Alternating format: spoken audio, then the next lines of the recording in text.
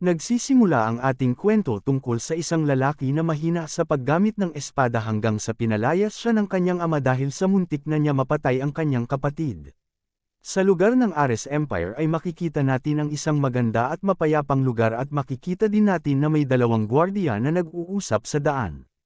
Sambit ng isang gwardiya sa katabi niya na mapayapa ata ngayon awika niya sa kasama nito at tumugon din naman agad ang katabi niya mapayapa walang may alam kung kailan ulit magpapakita ang rebellion tugon naman nito sa katabi niya at dugtong pa niya siguro hinahanap na sila ng Empire Knight wika niya nang may naiinis na muka at tumugon naman ang katabi niya na habang may natatawang ekspresyon ng muka alam ko wika niya at sambit pa niya siguro naiisip nila na ang maliit nilang rebellion ay walang kabuluhan sambit naman ng katabi niya sa kanya siguro kaya sila tahimik nung nakaraan kasi tinututukan sila ng mga Empire Knights sambit niya sa kasama niya.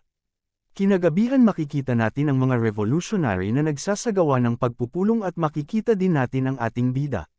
Nasambit naman ng pinuno nila na papatayin natin ang Emperor at papabagsakin ang Empire at dadagpa niya ito lang ang paraan para mabawi natin ang kingdom habang may seryosong muka at napatingin naman sila sa kanilang pinuno habang nakatingin sila sa kanilang pinuno makikita naman natin nakatingin ang pinuno nila sa ating bida at nasambit nito sa kanya na ang ipapagawa ko sa iyo ay importante at sabay tingin naman ng mga kasama niya sa kanya at makikita din natin na ang pangalan pala ng ating bida ay si Logan McLean at sambit pa ng pinuno nila sa ating bida na si Logan na kailangan mong protektahan ang sekretong aklat at napatingin naman ang ating bida na may seryosong tingin at nasabi nito sa pinuno nila na, alam ko.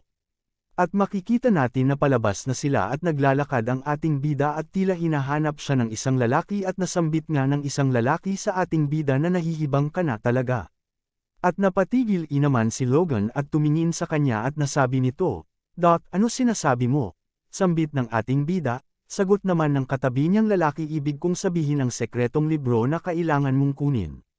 Sa di nakakaalam ang sekretong libro ay isa sa mahalagang gamit sa Ares Empire na kapag kinuha mo ito ay ikaw ang unang target ng Empire Military sabi naman ng katabi niya sa ating bida dugtong pa niya may lakas ng loob ka ba para protektahan ang sekretong libro.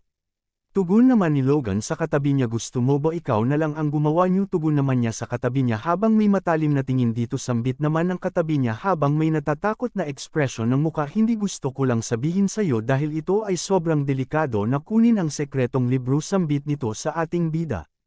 Tugon naman ng ating bida wag na natin pag-usapan pa iyon at nagulat naman ang katabi niya habang natatakot pa din ito at sambat pa ng ating bida hindi mo ba ginagalang ang mas nakakatawa sa iyo at habang paalis siya nasabi pa niya na kaya ko ang pinapagawa sa akin ng ating pinuno at makikita natin ang galit sa kanya mga mata.